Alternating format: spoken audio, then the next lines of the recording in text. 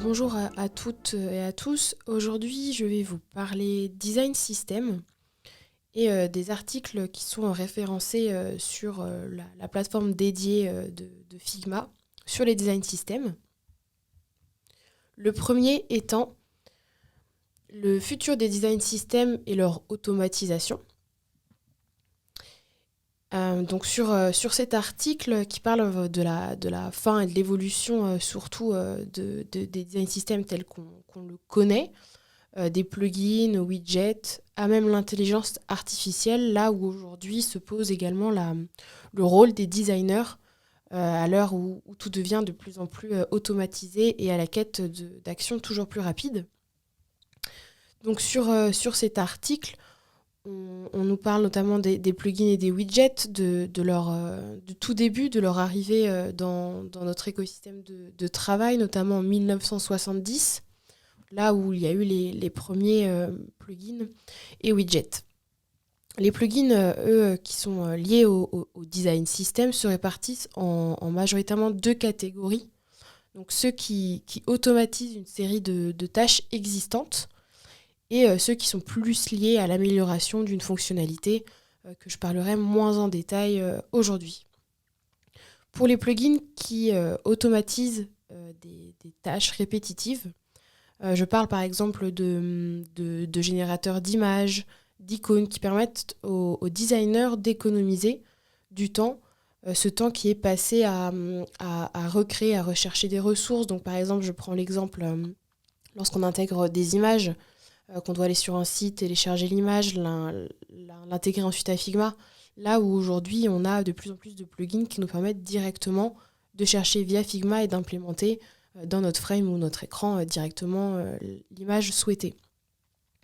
Le thème commun de ces plugins, c'est de réduire la complexité de travail pour le designer. En fait, tout ce qui va permettre au designer de pouvoir rester sur Figma, en l'occurrence sur le même logiciel de travail, sans avoir à changer toujours d'écran, de clic et de logiciel. Donc on parle aussi du coup d'expérience utilisateur au sein du design system pour les designers. Dans l'article qui est présenté juste ici, il s'est aussi indiqué qu'il s'agit d'un des aspects essentiels des design systems, surtout dans leur avenir, c'est d'économiser du temps et de surtout passer de moins en moins de temps à faire les choses. On a également d'autres plugins que je vais moins parler en détail, mais on a aussi les widgets qui permettent de représenter des informations ou même d'organiser de la data dans notre design system. Donc je pense par exemple à un plugin qui est très pratique, qui s'appelle PropStar. Donc c'est un widget qui permet de générer des propriétés à partir des tableaux de propriétés à partir des composants Figma. Donc, ce qui permet aux designers de gagner du temps de façon considérable puisqu'on a en un clic notre tableau de description de composants qui est réalisé. Donc, toute la documentation, tout ce qui permet de voir aussi si on a bien tous nos composants qui sont liés et toutes nos propriétés qui sont bien respectées, notre nomenclature, et d'avoir un visuel rapide lors de discussions aussi avec les développeurs et qui permettent de voir aussi pour eux facilement les propriétés et ce qui a été utilisé par le designer. Donc si les plugins et les widgets permettent d'aller plus vite, d'améliorer aussi le travail du designer, l'expérience utilisateur, on a de plus en plus l'intelligence artificielle qui s'intègre petit à petit au design system. Donc l'article propose et montre que l'intelligence artificielle a de plus en plus de place et va avoir de plus en plus de place dans nos futurs design systems, puisque en indiquant directement sur Figma du texte, on va pouvoir générer des icônes, des images, bien même des cards, des modèles. Et donc ça va nous permettre de rassembler à la fois énormément de composantes avec juste une phrase.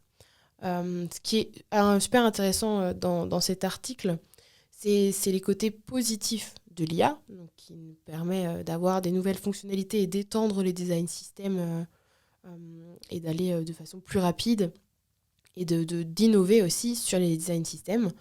Mais cet article nous montre aussi à quel point l'IA est également, comme les plugins et les widgets, un outil qu'elle permet d'automatiser certaines tâches et offre des possibilités d'innovation et de conception, mais qu'elle ne remplace pas les designers, la créativité et les compétences aussi en matière de design system que nous, designers et personnes travaillant sur les design systems, peuvent apporter au design system. Donc c'est très intéressant d'avoir aussi ce point de vue. Oui, il faut intégrer de l'IA à moindre mesure et de façon intelligente et innovante, et que les problèmes qui sont sur le design system et la collaboration, tout ce qu'il y a autour du système n'est pas forcément toujours lié avec de l'IA et ne peut pas être répondu seulement avec de l'intelligence artificielle.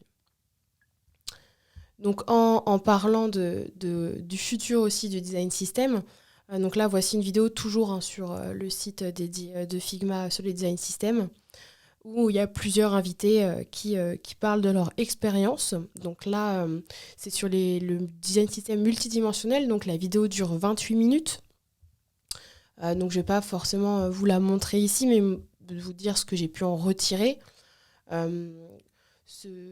L'invité en question nous parle de sa vision de design system et comment créer une expérience d'une seule voix, unanime, entre le produit, le marketing et toutes les parties prenantes d'une entreprise. Comment les design systems peuvent-ils améliorer la prise de décision en termes de cohésion, de cohérence, afin que même ceux qui ne sont pas dans la conception puissent créer aussi quelque chose de cohérent. Design system multidimensionnel, là où nous on fait aujourd'hui du design system qu'elle nomme typical design system, le design system multidimensionnel lui va aussi comprendre à la fois tout ce qui est lié au product, donc à la librairie, mais pas seulement. On va avoir de la brand, du marketing, du motion, de l'accessibilité, de l'automatisation, des process. Et dans la vidéo, elle va nous présenter les plusieurs étapes qui ont été mises en place dans le cadre de ce design system multidimensionnel. Donc je vais vous en parler de quelques-unes. La première étant d'intégrer du motion, le motion permet de guider aussi les utilisateurs dans leur navigation du produit, la relation aussi qu'ils ont avec les éléments de l'interface, d'avoir une expérience aussi axée utilisateur plus dynamique, et qui nous indique de cette mise en place du motion dans le design system. Ensuite, une autre étape qui, je trouve, est aussi vraiment très intéressante, c'est la création d'un ensemble de règles pour le tone of voice, pour que tous les messages soient accessibles, soient cohérents, et qu'il y ait vraiment toutes les lignes directrices de la marque qui soient respectées. Ensuite, un autre point, ça a été d'ajouter de plus en plus d'inclusivité, c'est-à-dire qu'il y a une palette de couleurs pour le product et la brand, mais vraiment d'aller plus loin dans cette palette de couleurs, de dire qu'il y a aussi des utilisateurs qui n'ont pas la même vision que moi, concepteur, et qu'il faut élargir des palettes de couleurs, élargir aussi les moyens d'information pour que mon produit convienne à tous. Et enfin, la mise aussi en place de rituels qu'elle a indiqué, de collaboration au sein des différentes parties prenantes. Puisque ce que j'en ai aussi retiré de cette vidéo, c'est qu'un design system multidimensionnel, c'est la connexion à la fois entre le design system produit, le design system marketing, les différentes parties prenantes qui permettent à ce design system multidimensionnel de fonctionner.